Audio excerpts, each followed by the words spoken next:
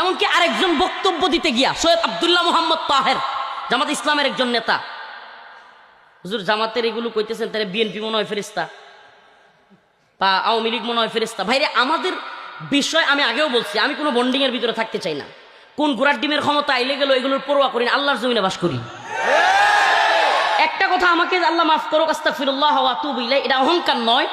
আমি বিশ্বাস করি আমি আল্লাহর জমিনে বাস করি। এটা আগেও বলছি, গাজীপুরে একবার বলতে গিয়া যে কসুর প্রধানমন্ত্রী মানি না, আল্লাহর বিরুদ্ধে গেলে, ইসলামের বিরুদ্ধে গেলে রাষ্ট্রপতি মানি না, প্রধানমন্ত্রী মানি না, এগুলো বলতে গিয়ে কিন্তু জেল খাটছি তো।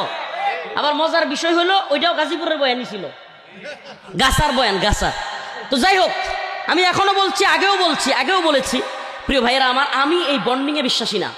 নির্দিষ্ট একটা বন্ডিংয়ে আপনি যদি বিশ্বাস করেন তাইলে দেখবেন আপনি ক্ষমতাসীনদের সামনে কথা বলতে পারবেন না, এবং তাদের ভয়ে আতঙ্কে আপনি চলতে হবে। আপনার সব কিছু মাইপা জুইপা এদিক সেদিক, আরে আমি সরকারের চাকরি করি না, সরকারের খাই না, আমার আবার মাপজুব আছে নাকি? আমি তো কোরআনের মাপজুব দিয়ে চলি। কিসের মাপজুব?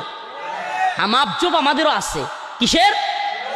ইয়া আইয়ুহাল্লাযীনা আমানুত্তাকুল্লাহ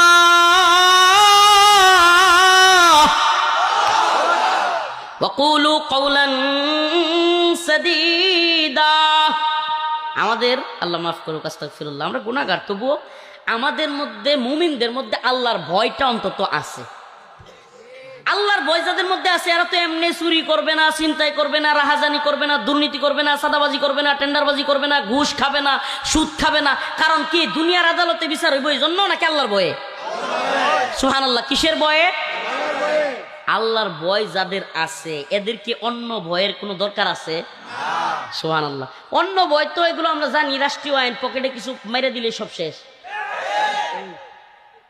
পৃথিবীতে সবচাইতে বড় দুর্নীতিবাজ, সবচাইতে বড় ক্ষমতাসীন, পৃথিবীতে সবচাইতে বড় ভণ্ড, সবচাইতে বড় নেতা, এটা কিয়ামতের আলামত, এটা কিয়ামতের আলামত।